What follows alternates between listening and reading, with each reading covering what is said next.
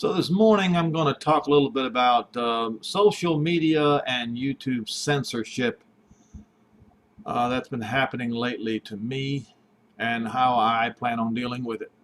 Before I get started with that, or as I get started with it, I'm going to wait for this one right here.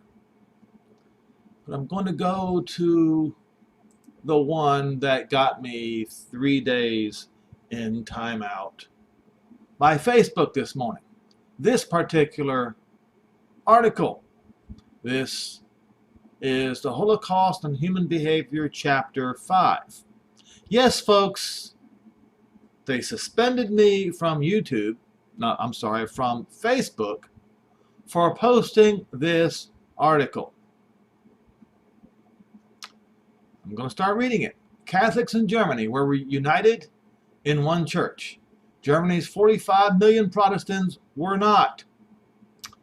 Most were members of the Lutheran, Reformed, or United churches. In each German state, the members of these denominations joined together to form a regional Protestant church.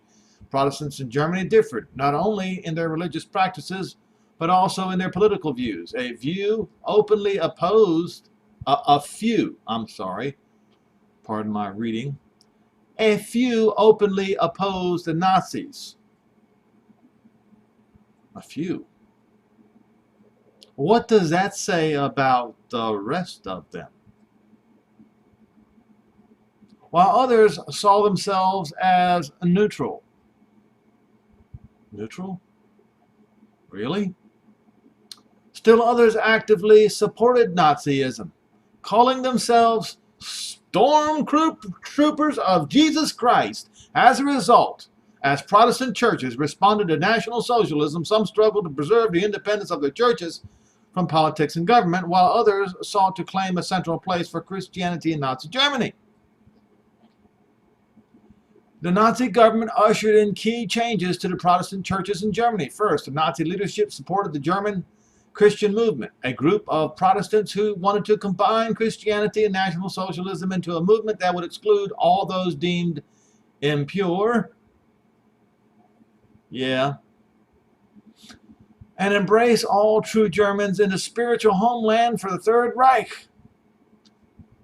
Second, the Nazi leadership urged Protestants to unite all regional churches into a national church under the centralized leadership of Ludwig Müller, a well-known pastor and Nazi party member who was appointed as Reich bishop. Many German Protestants embraced these changes by supporting the German Christian movement and Müller. They could continue to practice their faith and at the same time show support to Hitler.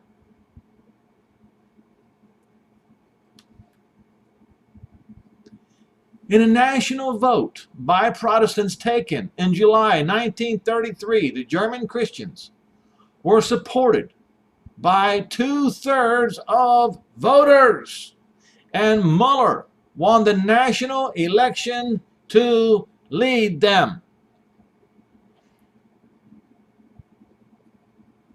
The German Christian movement made significant changes to German Protestantism to bring in line with Nazi racial ideology. Instead of classifying people as Christians or Jews based upon their faith, as the Protestants have always done,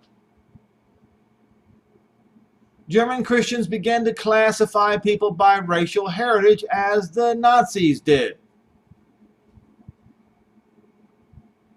Well, that's what they do in the census here in the United States right now, come to think of it.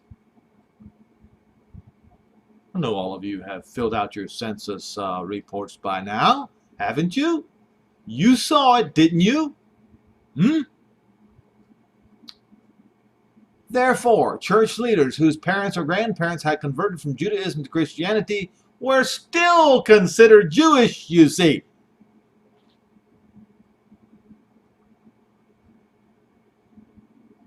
And according to the 1933 civil law, no longer officially permitted to serve in those positions. Although the state never enforced this law in the churches, or did they? Some German Christians forced out non-Aryan clergy to show their commitment to the regime. By January of 1934, Muller was vowed to purge Protestant churches of all Jewish influence, including the removing the Old Testament from their Bible because it was based upon the Hebrew Bible.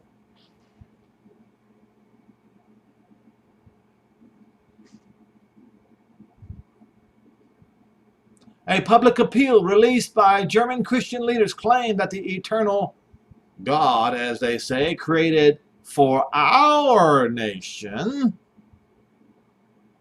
in other words, not for Israel, a law that is peculiar to its own kind. You see why I don't use the word God? Because you see, the word God comes from Gut,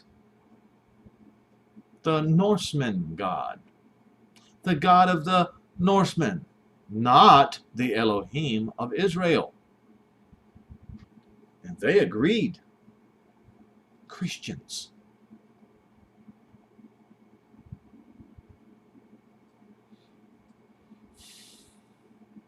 It took shape in the leader Adolf Hitler and in the National Socialist state created by him. This law speaks to us from the history of our people. It is loyalty to this law which demands of us to battle for honor and freedom, one nation under Gut, they say, one Reich, one church.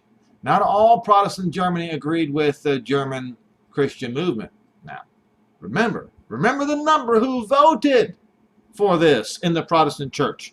2/3. It wasn't half and half like claims have been made. No. It was 2/3 of the Protestants. Don't forget, Adolf Hitler was a Catholic. Think about that.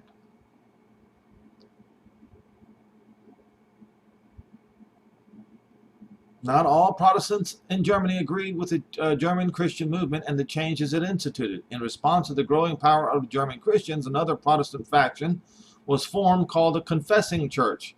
Its slogan was, "Church must remain church," and its members sought to protect their religion from the grasp of politics and the Nazi government. For instance, a confessing church considered that anyone baptized into faith was a Christian regardless of his or her racial descent. Also, the members of the Confessing Church opposed the German Christian movement changes to the Bible. Now, let's see, the Confessing Church. I wonder, we already know, I just wonder what the numbers of the Confessing Church was in Germany. You can look that up and do your own homework and find out. But as we just read, 2/3 of Protestants voted for this German Christian movement. Despite their opposition to the German Christian movement, the confessioning church did not, listen carefully, they did not object to most elements of Nazism. So even they were lukewarm, you might say. And some people within the movement were Nazi Party members. The disagreement between the two groups was focused on how much influence the Nazi government should have over how they practiced their faith. Early on, Confessing Church member Martin Niemöller and two Protestant bishops met with Hitler and his top aides. The religious leaders reaffirmed their support for Hitler's domestic and foreign policies and asked only for the right to disagree on religious matters. Hitler did not compromise, and after the meeting, both bishops signed a statement of unconditional loyalty to Hitler. They caved in just like that.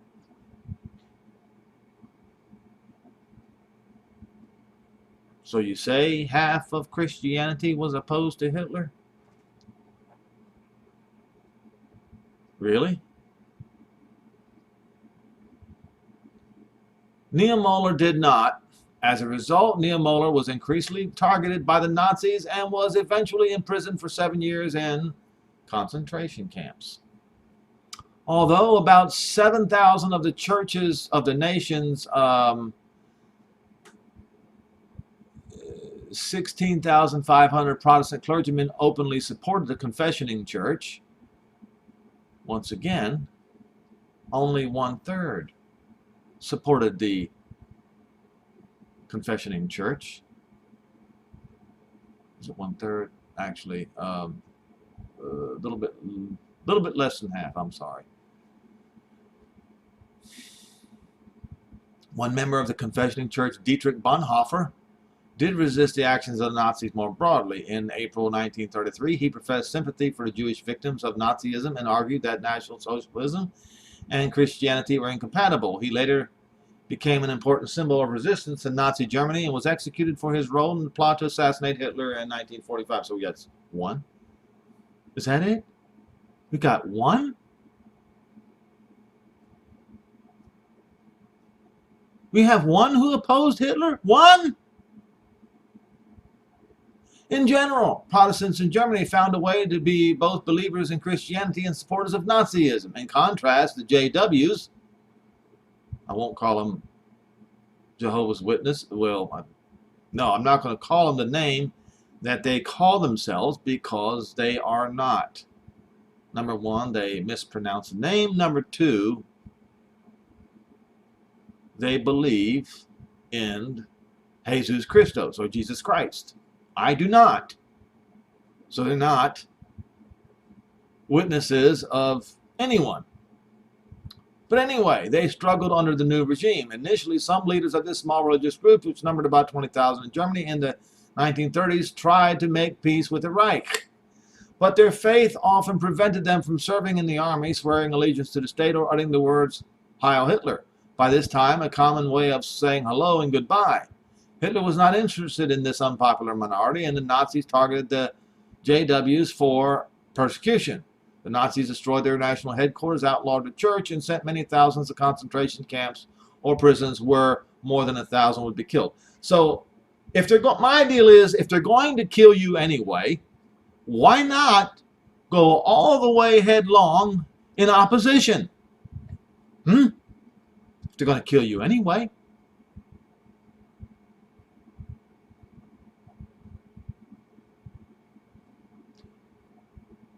This frame of mind is kind of the reason why I'm doing this video today.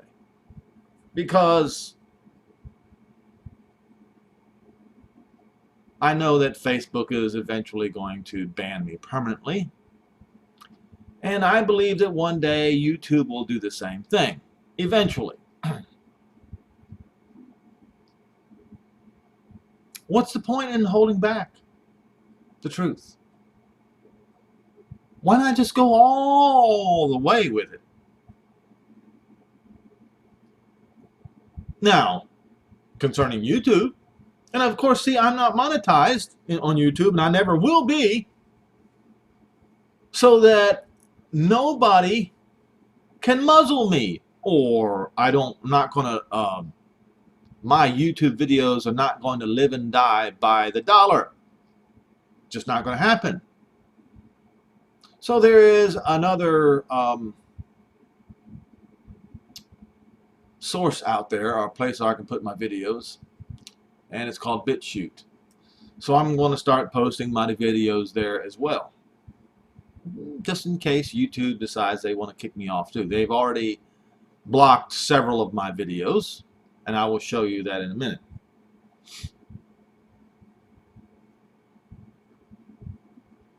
All right. Now,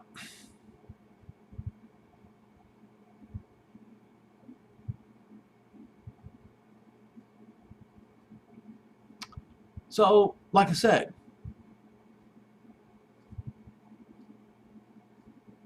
blocked for this. There was another one that that I did this morning that I was a part of it. I need to go find it real quick here.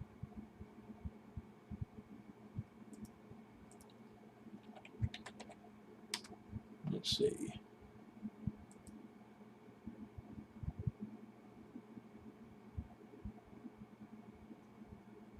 They literally erased it. They literally erased it. Wow. Amazing. If I can think about how it was worded, it's too late. But this particular article was one of them too that they cited me for. All right. So on my YouTube channel, back in February 22nd, 2020, I posted a video. Novel coronavirus cure for old malaria drug. Also treats, novel coronavirus cure with old malaria drug. That's how I labeled the video. Well, they took it off. Well, look at the date on it. February 22nd, 2020. How many other people were talking about it back then? We're talking about hydroxychloroquine, phosphate, or quinine. How many other people were talking about it? This was back in February 22nd. I had 46 views before they took it off. All right. Then I did another one. And they removed that one too. Let's see.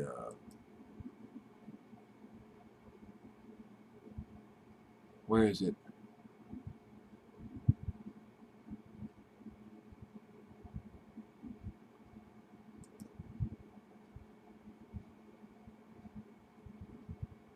What have they done? Oh, now they're removing them all now? Wow.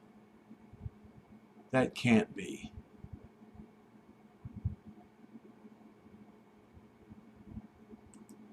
Let me try that again.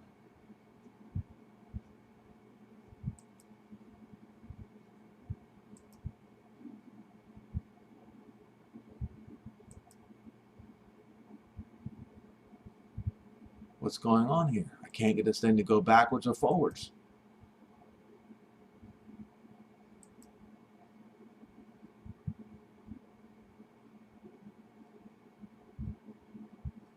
Huh.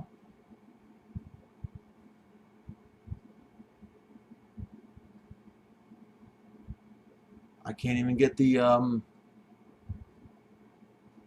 forward and backwards button to come up on this thing here now. But anyway, you saw it. You saw it. Now, so going to this article here.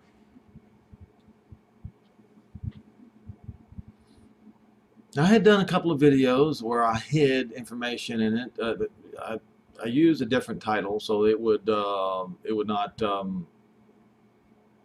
trigger the YouTube censors, where it talked about certain universities were involved in developing the novel coronavirus, along with the Wuhan bioweapons lab in China. Yes, I said bioweapons lab. But right here on yesterday's news, on Yahoo News, look at this. U.S. developing coronavirus strain. Really? For human challenge trials. I talked about gain-of-function research. I posted it on YouTube under disguise. See, I'm not going to disguise this anymore, folks. Because if YouTube kicks it off, then I'm going to post it on BitChute. Gain-of-function studies or research that improves the ability of a pathogen to cause disease. Help define the fundamental nature of human pathogen interactions. Really? How does making viruses stronger or making pathogens stronger, how does that help humans? Now, anyone with a logical mind knows that there's no way that can help humans. To make pathogens stronger is for some kind of warfare, some kind of purging,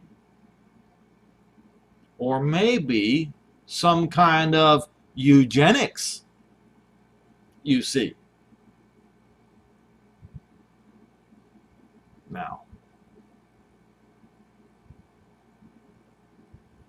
if you don't believe that the United States elites in government and in institutions, the Carnegie Institute, the Rockefeller Foundation, and others, Presidents Woodrow Wilson, Democrat, and Theodore Roosevelt, Republican, were all involved in this eugenics project in one way or another.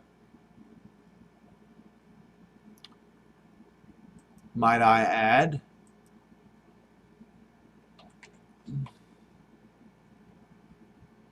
it would be a good idea to buy this book, War Against the Weak, Eugenics and America's Campaign to Create a Master Race, expanded edition. You see, Nazi ideology, the Nazi race ideology did not come from Germany. When you read this book, you will find out that it came from the United States of America.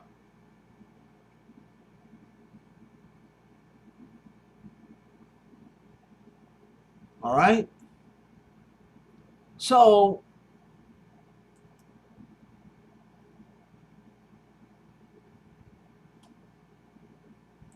let's read this. Now, this is on the Raleigh News and Observer.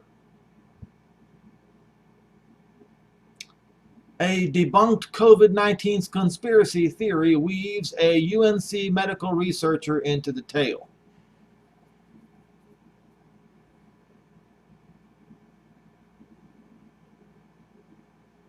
The messages started coming in a little bit more than a month ago, first on social media and eventually by email. By March, Carrie DeBink, a professor at Bowie State University who holds a doctorate from UNC Chapel Hill, had first received her death threat. The reason she was accused of helping create the novel coronavirus, which had caused the COVID-19 pandemic and that has shut down much of the world, in a lab in North Carolina. To me, it is just unbelievable that I would end up in a position to have someone think that I could start a global pandemic.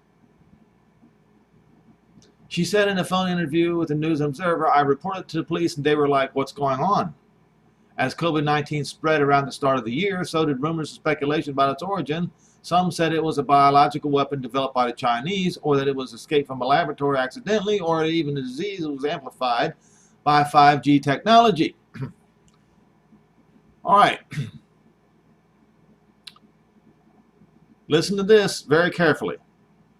One unfounded theory that many internet users have latched onto and that has been amplified by right-wing news channels like One America News has placed its sights on North Carolina. It claims falsely that COVID-19 was created at UNC Chapel Hill, specifically in the lab of Ralph Barrick, where DeBink once worked. Now, I love the way that they slither around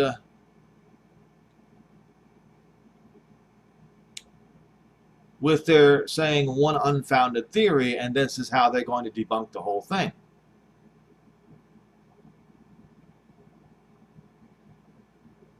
So the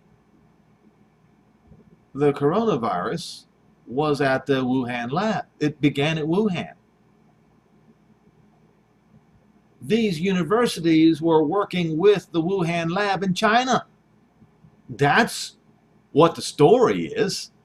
See, you see how they manipulated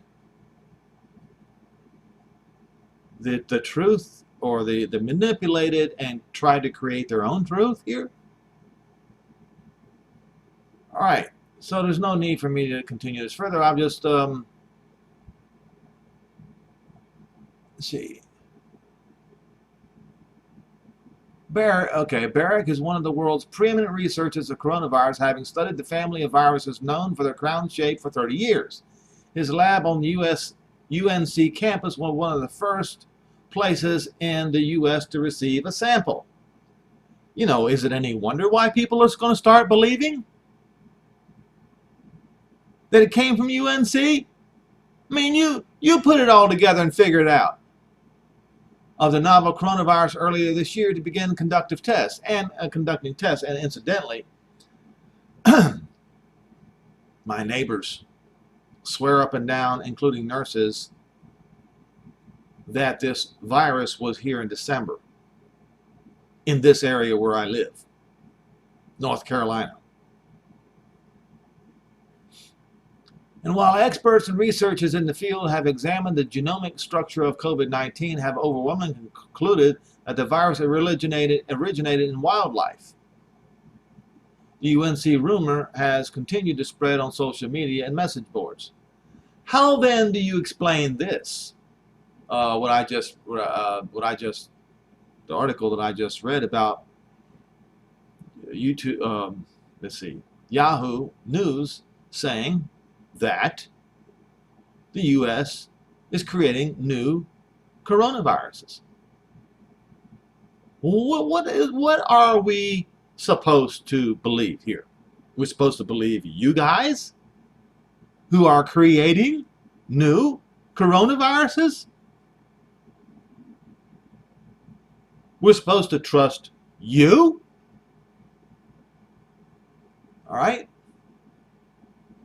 Now, look at this. Wall Street Journal. The U.S. government probes University of Texas links to Chinese lab scrutinized over coronavirus. Well, really, Raleigh News and Observer? Why all the scrutiny of fellow universities over coronavirus, huh? This was back in May. The Education Department has asked the University of Texas system to provide documentations of its dealing with the Chinese laboratory U.S. officials are investigating as a potential source of the coronavirus pandemic.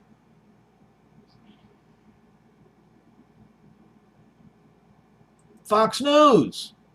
Prominent university biolab urged to reveal extent of relationship with Wuhan lab at center of coronavirus outbreak.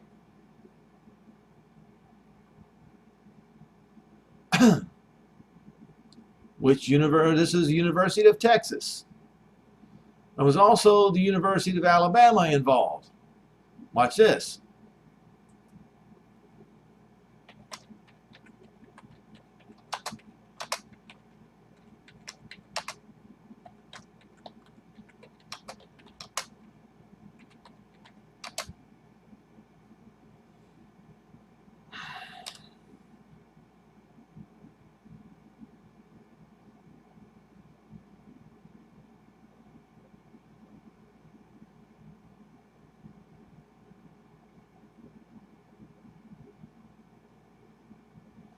If you look through these particular websites, you will eventually find the link between also the University of Alabama and the Wuhan lab in China. And if you do the same thing with UNC Chapel Hill, you'll find the links. Nobody is actually saying per se that the virus was created in the United States. What we are saying is these universities were involved in the manufacture of this novel coronavirus, and we just read on Yahoo News this morning that the U.S. is creating new novel coronavirus, I suppose, to get around and do a backfire or a, how do I say this? To get ahead of the news on this. So that they will say, well, we said back then that we were creating a new novel in order to counteract this one. Folks, why is this happening? Why is this happening?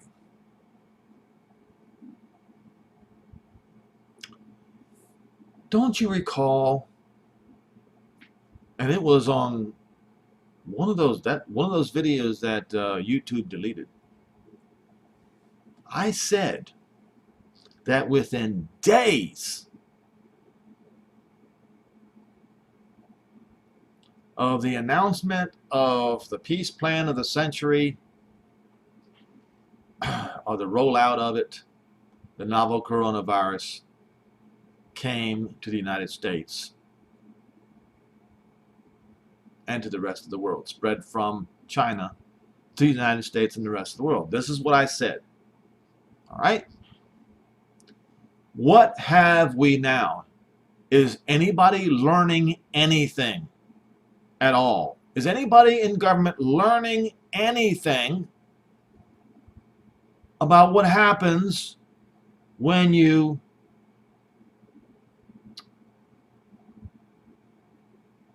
refuse to allow Israel to have Judea and Samaria? When you try to make peace by forcing Israel to give up land that already belongs to them, like Judea and Samaria. 5 countries that could be next to make peace with Israel. All right, so what was the deal about the United Arab Emirates? Well, if you go read the news, it was that Israel was supposed to suspend their aspirations for taking 30% of Judea and Samaria and the Jordan Valley.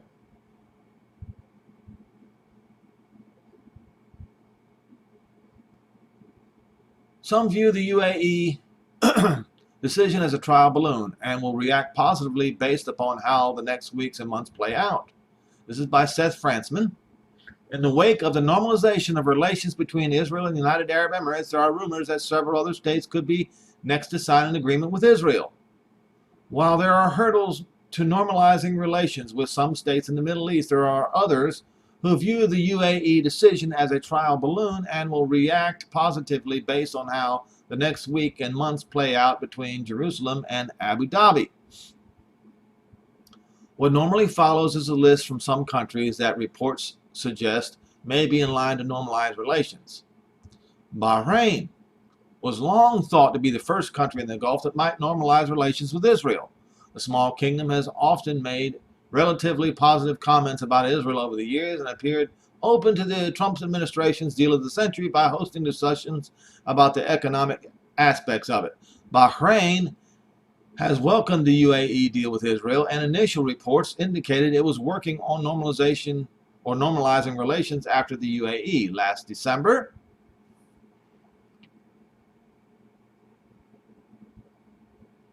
media reports in the Gulf noted that Bahrain was reaching out to Israel. When did this novel coronavirus business start?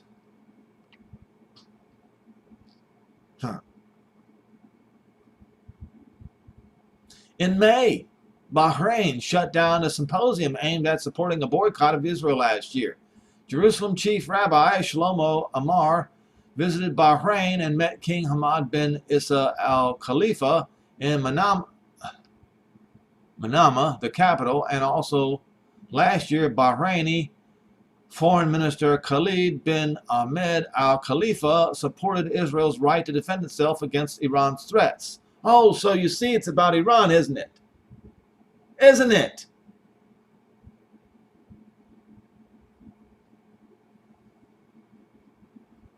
It's about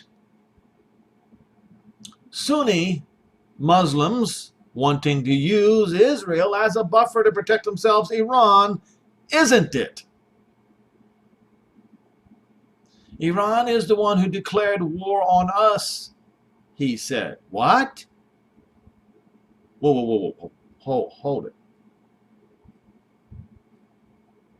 Iran declared war on Bahrain, and he said this back in May.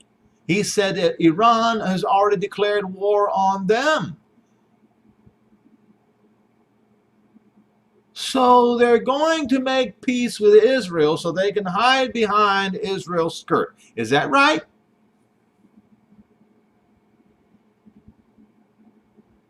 What it sounds like to me. Bahrainis, he made a similar statement in 2018. Bahrainis participated in a bike race in Israel in 2018. Israel Katz, the foreign minister at the time, met his counterpart Khalifa in Washington in 2019. Bahrain has a small Jewish community and has reached out to Simon Wiesenthal Center in California.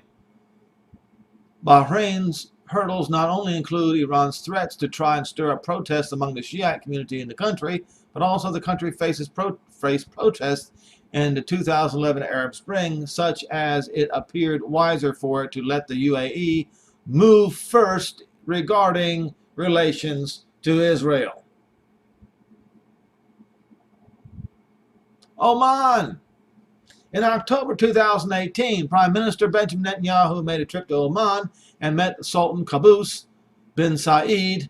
Oman's minister responsible for foreign affairs, Yusuf bin Alawi, made positive comments about accepting Israel in the region during subsequent discussions in Manama. In April, the Omanis made similar comments in Jordan at a conference, saying it was important to assure Israel that it was not being threatened, while Jordan slammed the comments. Thank you, Jerusalem Post, for screwing this up.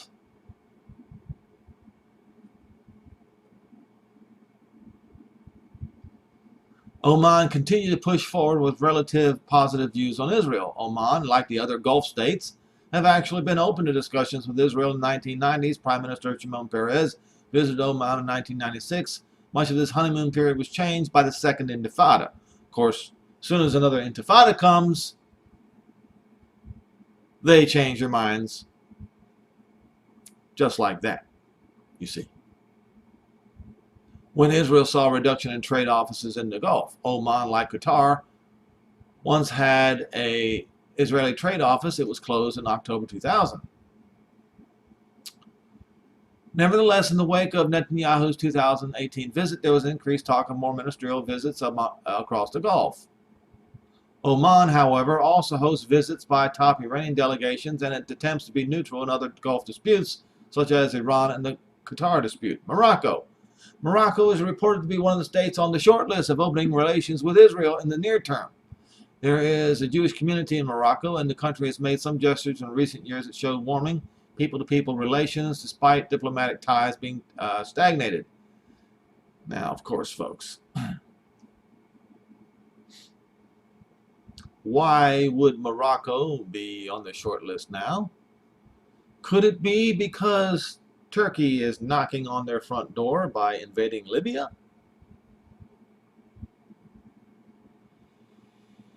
Says Morocco has been supportive of the Trump administration's efforts on the peace issues. In February, there are even rumors and axios about Israel and the U.S. recognizing Morocco's sovereignty over the West Sahara.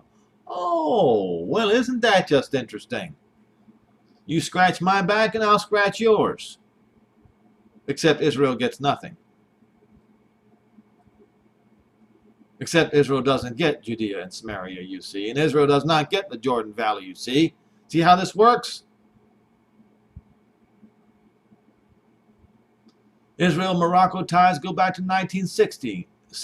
King Hassan II played a key role in these warming relations, including working with Egypt's Anwar Sadat before his historic 1977 visit. Perez visited Morocco in 1986, and Prime Minister Yitzhak Rabin and the Foreign Minister Perez met Hassan in 1993. The Intifada in 2000 harmed relations. Here we go again. So all the Fakestinians got to do is start a third Intifada, and it's all over. Just like that.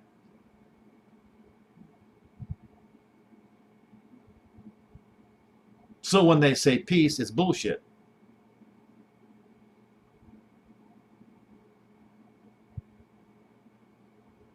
if you want to know the truth.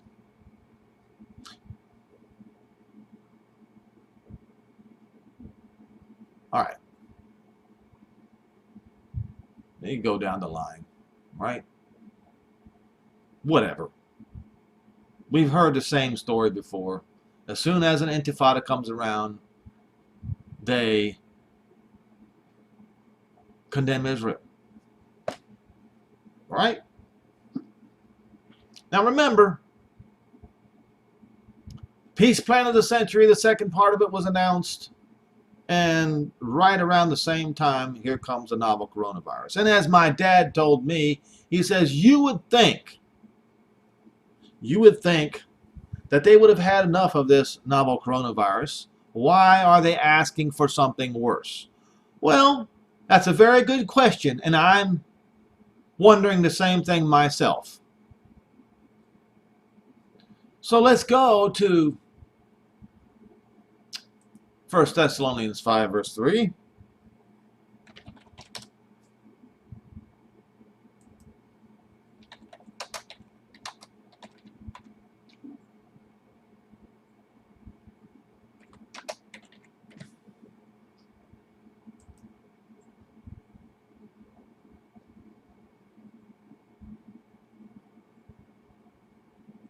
Now, the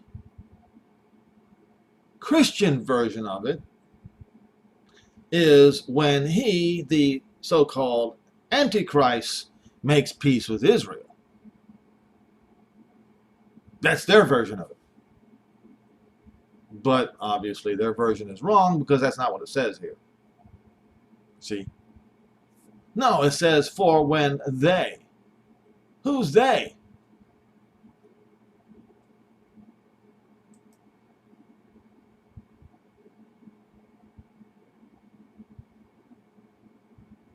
All right. So, let's see here. All right, for, indeed, when, whenever, to say. Well, does it say Antichrist here? Nope. Does it say Israel here? Nope. It just says, so whenever it is said, peace and safety. Right? So let's go look at the beginning of this. But the time and the seasons, brethren, you have no need that I write unto you, for you yourselves know perfectly that the day of not the Lord, but Jehovah, so comes as a thief in the night. So in this context, he says this, next verse. For when to say peace and safety.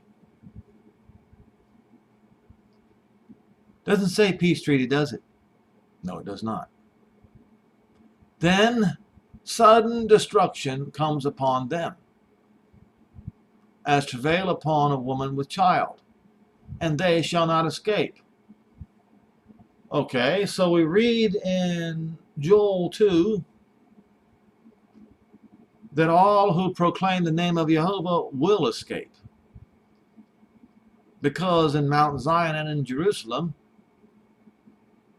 will be salvation. In other words, another way of looking at it is, no, salvation will not be in Nazi Germany, as the Nazis thought, as the Christians in Germany thought. Yes, I said that. As the Christians in Germany thought that there would be salvation in the German people. Just read it.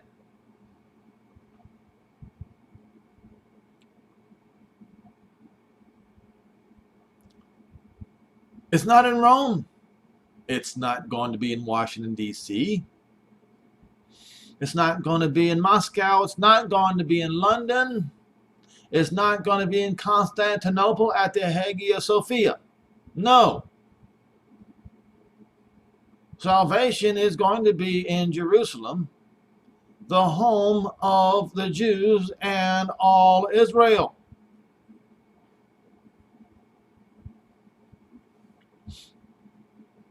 Who's not going to escape? Daniel 12.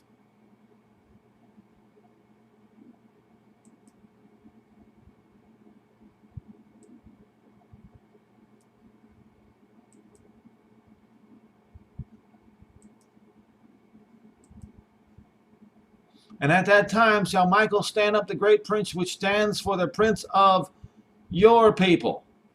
And there shall be a time of trouble, such as never... No, it's not what it says. There shall be a time of trouble on the Goy. That's right.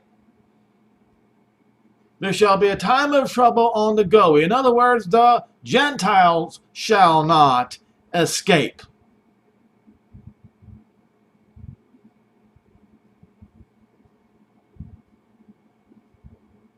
At that same time, that particular time, your people shall be delivered, shall slip away. Whose are Daniel's people? The Jews, all Israel. Daniel's prayer in Daniel 9 was for all Israel scattered abroad. This is an answer to his prayer.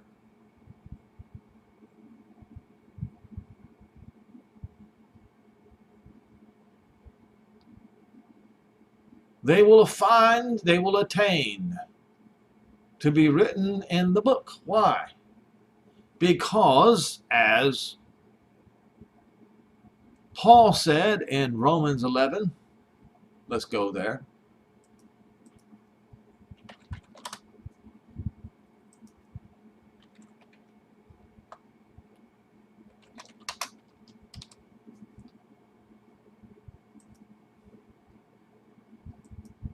And the Gentiles have absolutely rejected the words of Paul in Romans 11. But it still stands. Verse 25, for I would not, brethren, that you should be ignorant of this mystery, lest you should be wise in your own conceits, that blindness in part has happened to Israel until the fullness of the Gentiles, or until the time of the Gentiles come to an end. And so all Israel shall be saved. So when you read this, you need to read it while you are reading Daniel 12. All Israel shall be saved. All right, it says right here, your people, Daniel, shall be delivered. They will attain to be written in the book. Why? Why is that? Well, let's continue in Romans 11.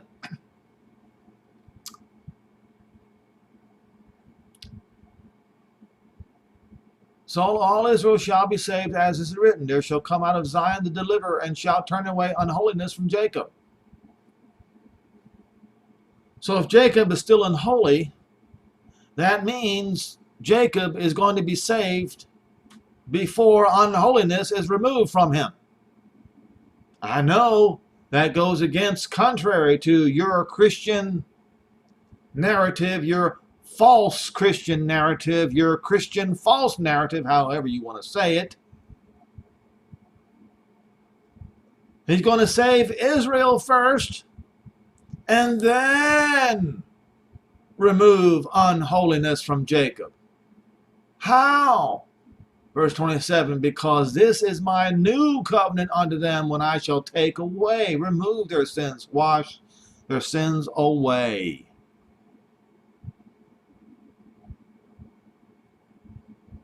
So, who's not going to escape? Let's read Daniel 12 again. Verse 1, at that time shall Michael stand up, the great prince, which stands for the children of your people. That would be Israel. And there shall be a time of trouble, adversary, upon the Goy. The Goy shall not escape. That's who Paul was talking about. And at that same time, Your people, Israel, shall be delivered because they are found to be written in the book of life. Now, then it says, and many of them that sleep in the dust of the earth shall awake, some to everlasting life, and to some to shame and everlasting contempt. I'm going to leave it to Jehovah and Yehoshua to decide who they are. Bottom line is, all Israel shall be saved, and their sins be removed from them.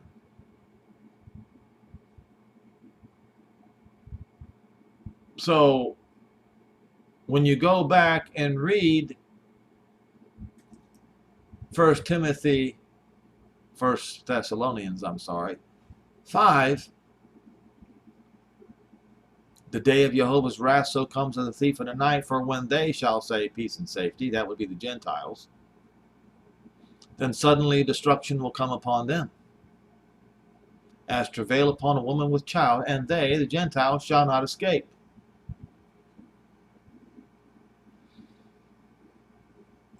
Have you been watching the news and seeing what Iran and Turkey are doing? They are absolutely livid at the United Arab Emirates and any other country who claim they want to make peace with Israel.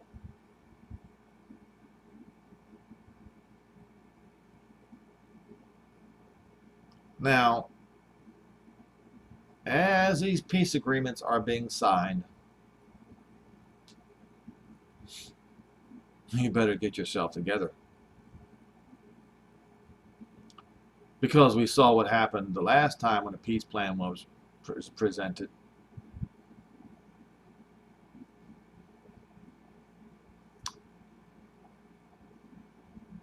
A coronavirus leaked out of Wuhan lab that Americans were secretly working with the Chinese on. What else is going to leak out? And another thing.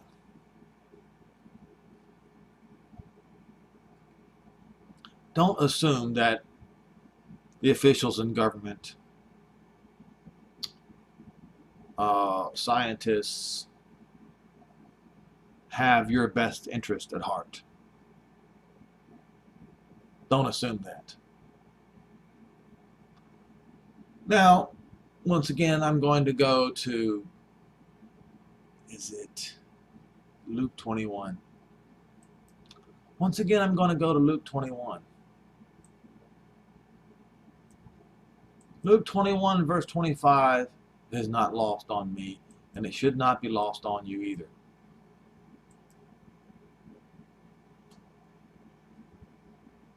Return of the Son of Man, and there shall be signs in the sun, and in the moon, and in the stars. And upon the earth, Sunoke of nations.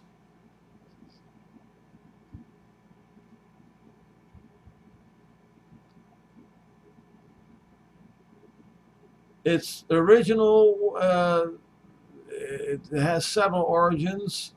This is in the Word Help Studies at 4928 synox, from 4912 synexo, properly something held together in close, hard tension.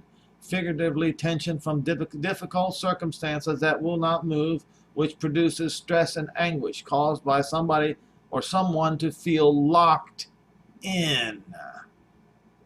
You can't leave your house, you see.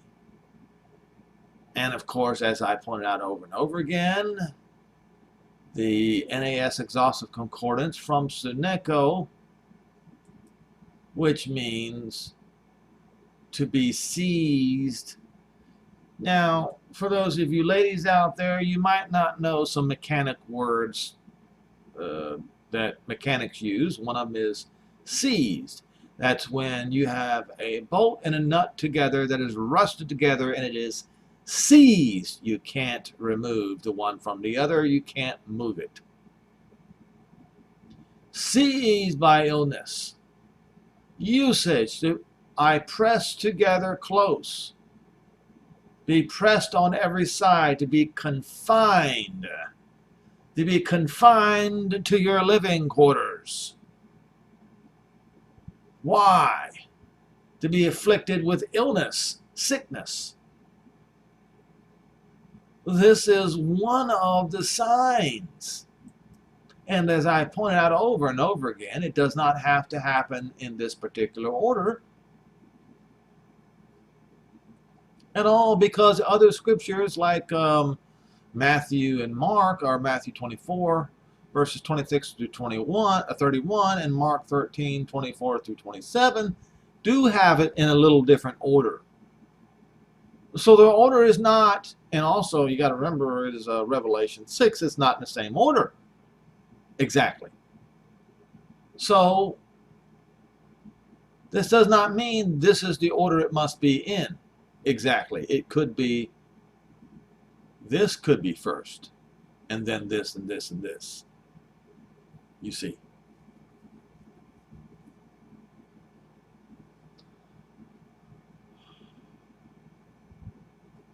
What am I expecting? I don't know. Only thing that I know is what it's written in Thessalonians 5, verse 3, and a scripture that Paul got that from. What is it? Psalm 69, verse 22.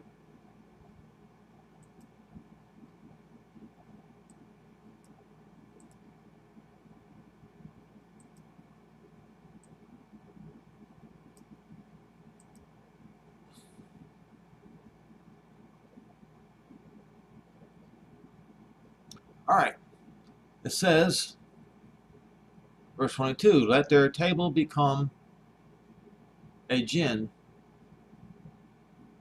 in their face, and shalom, peace and safety, let it become a trap. Now, well, wait a minute. Paul said this about Israel too, did he not? Let me show you. Paul quotes David in the book of Psalms right here. And David said, let their table be made a snare and a trap and a stumbling block and a recompense unto them. All right? Let their eyes be darkened that they may not see, and bow them down always. But then he says this, I say, have they stumbled that they should fall? Or our terminology would be forever. The answer is no. He says, Jehovah forbid, but rather because of their temporary false salvation has come to the Gentiles for provoke them to jealousy. So what happens when the time of the Gentiles comes to an end right here?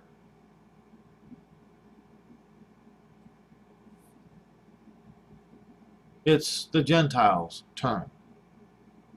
And when it happens, you go to 1 Thessalonians 5, verse 3.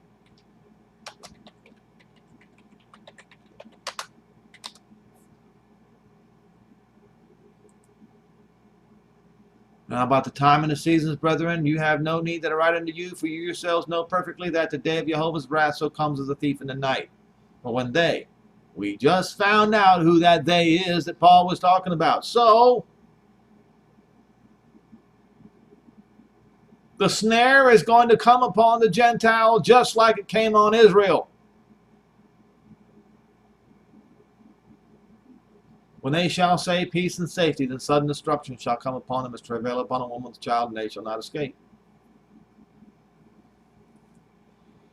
It had to happen to the Jew first so that it would happen to the Gentile. Mercy had, let's see, what was it?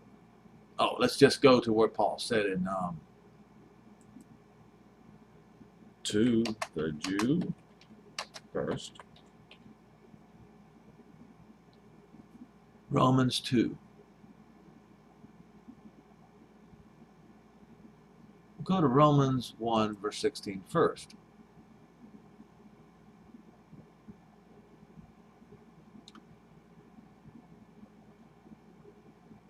For I am not ashamed of the gospel, not of Christ, but of Yahushua. For it is the power of Jehovah. Oh, wait a minute. For the power of Jehovah unto salvation to everyone that believes, to the Jew first, and also to the Gentile. Now, let's go to the other one. Oh, wait a minute. To the Jew first.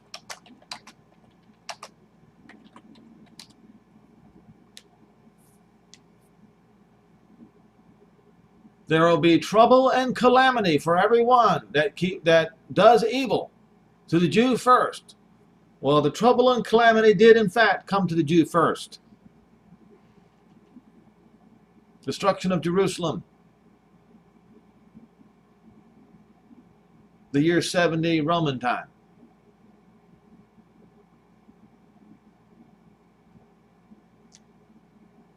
And also for the Gentile is in reference to 1 Thessalonians 5 and verse 3. Romans 2 verse 10 says, but there will be glory and honor and peace from Jehovah to all who do good, for the Jew first and also for the Gentile. So, I urge everyone to prepare yourself, Jew and Gentile, because when they shall say peace, then sudden destruction shall come upon them, and they shall not escape.